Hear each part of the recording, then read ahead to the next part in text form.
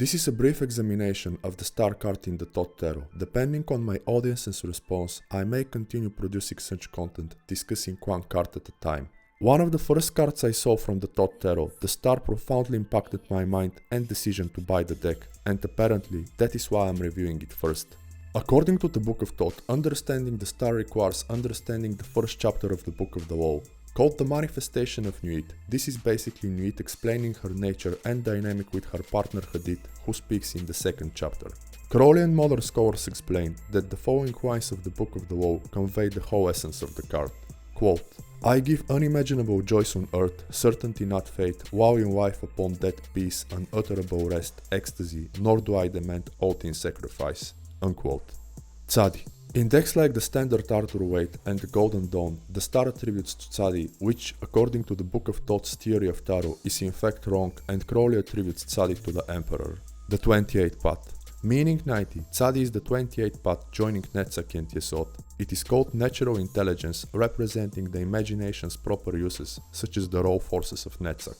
Besides fishhook, Tzaddi means capturing, hunting, and adversary. As mentioned in my Thoth Tarot review, Crowley got the relevation for the change as a ciphered question while the Book of the Law was dictated. Interestingly, in his essay to Tarot, David Cherubim switches the places of the paths of Heh and Tzaddi. Was that intentional? Let me know what you think. Heh. The Book of Thoth's mnemonic section attributes Heh to the following. Heh, Nuit, Our Lady of the Stars, event is all I play, sublime experiment. Unquote. Traditionally, Heh is the 15th path joining Chokmah and Tiferet. The 15th path is called constituting consciousness or constituting intelligence, and the reason is that it constitutes or forms the essence of creation in pure darkness, which based on my research matches Nuit's nature.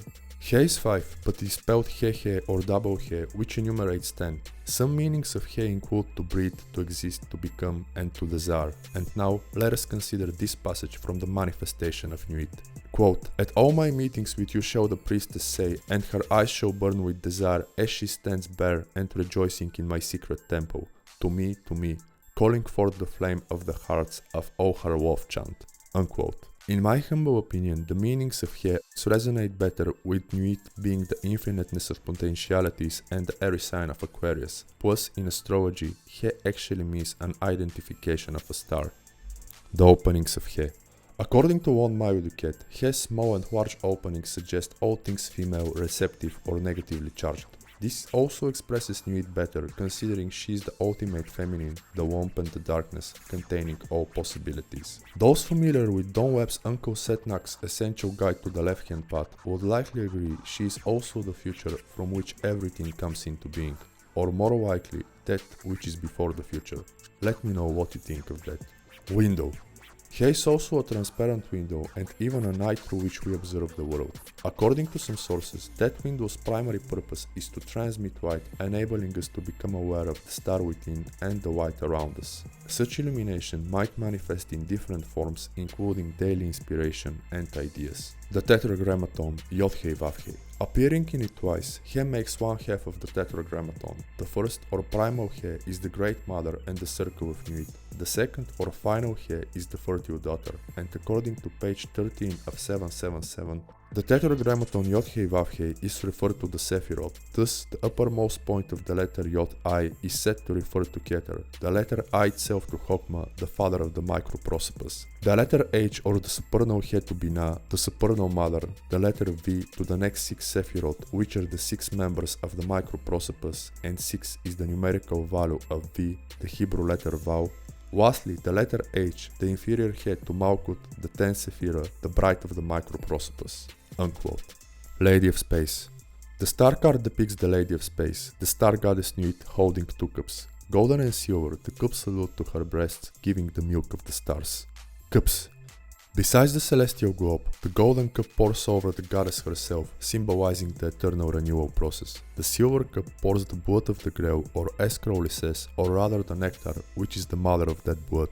Also the Amrita of Indian philosophers, the ambrosia of the Greeks, such as alchemists' universal medicine, and this is poured where the waters of Binah and land meet. Straight lines. According to the Book of Thoth, it is only the lower cup that the forms of energy issuing forth show rectilinear characteristics. In this may be discovered the doctrine which asserts that the blindness of humanity to all the beauty and wonder of the universe is due to this illusion of straightness. For the Euclidean geometry depends on the conception of straight lines, and it was only because of the parallel postulate was found to be incapable of proof that mathematicians began to conceive that the straight line had no true correspondence with reality." Unquote. In the footnotes, Crowley clarifies that the straight line is the limit of any curve. The card expresses the energy of the Aeon of Horus, and as the Book of Thoth also says, it will be seen that every form of energy in this picture is spiral. According to James Wasserman's instruction on the Thoth deck, this is an anticipation of the present Eon, that of Horus, the crowned and conquering child, successor to the dying god Osiris. The departing Eon is shown in the rectilinear forms of energy issuing from the lower cup. These forms stand for the now abandoned Euclidean geometry. The figure of the goddess may be taken as a manifestation of the surrounding space of heaven. Unquote. ATU 17 and 71. According to the revised 777, 71, which is also comprised of 1 and 7, is, quote, "a number of Binah. The image of nothingness and silence is a fulfillment of the aspiration." Unquote. Binah. Crowley explains that Nuit's physical manifestation is as the Great Mother and Binah, the sphere of Saturn and Babylon. That's hinted at through the shining in the top left corner 7-pointed star symbolizing Crowley's order of AA. I think additional understanding of this dynamic might be acquired with the help of David Shoemaker's advice from the Tree of Life, particularly its segment on Binah. Quote, "I have full consciousness of the grail of holy blood into which the droplets of my individual lives have fallen, for I am that grail. I have mingled my individual life with the universal life and let go of all attachments of the small ego.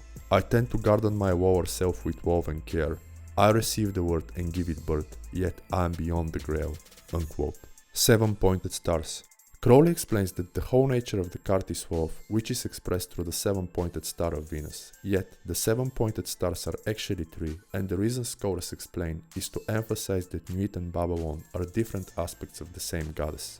The largest and mid-sized stars spin counterclockwise in the top left angle and upon the celestial globe.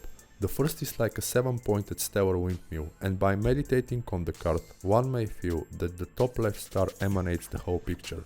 The second might be seen as orchestrating the order of galaxies, planetary orbits and whirlings within the entire universe, or perhaps as the exact black hole around which everything revolves, just like Sagittarius A at the center of the Milky Way. Sourcing out from the upper cup, the smallest star spins clockwise, and perhaps it's the actual sparkle of the earlier mentioned eternal process of renewal. Original star. Although intrinsically thelemic, the star in the Thoth Tarot incorporates elements of the original card. Besides roses and butterflies, there's a river and hills on the horizon. Expanding on that, Crowley and Frieda Harris bring the dynamic of the star goddess, the daughter of heaven, and the celestial globe, which is not to be mistaken with Earth or any other planet. The celestial globe. As written in the Book of Thoth, quote, "The figure of the star goddess is shown in manifestation that is not as the surrounding space of heaven shown in ATU 20, where she is the pure philosophical idea, continuous and omniform. The universe here is resolved into its ultimate elements. Behind the figure of the goddess is the celestial globe." And that, in my personal opinion, adds a lot of depth to some modern scholars saying to seek wisdom beyond starry heavens. According to one Milo Duquette's understanding Aleister Crowley's Thoth Tarot, the celestial globe represents the entire heavens surrounding the earth. Therefore, all other images on this card that are placed outside of the celestial sphere must represent spiritual environments that transcend even the concept of infinite space. And that, along with the whole concept of Nuit, was the main reason I got so fascinated with this card. In my humble opinion, it can also be seen as evidence of how stellar Thelema is. Feel free to let me know whether you agree with that. Meanings. The star is associated with unexpected help, hope, spiritual insight and realization. When reversed, it means wrong judgment, dreaminess and disappointment. I wonder if any of that resonates with you, such as what emotions you experienced when seeing the card for the first time. Also, whether you enjoyed this type of content. Otherwise, like this video if it provides value, subscribe for more content like this, check my other works and books, especially the PDFs I made on the fields of operation and SRP, and I'll see you in the next one. Thank you for your time.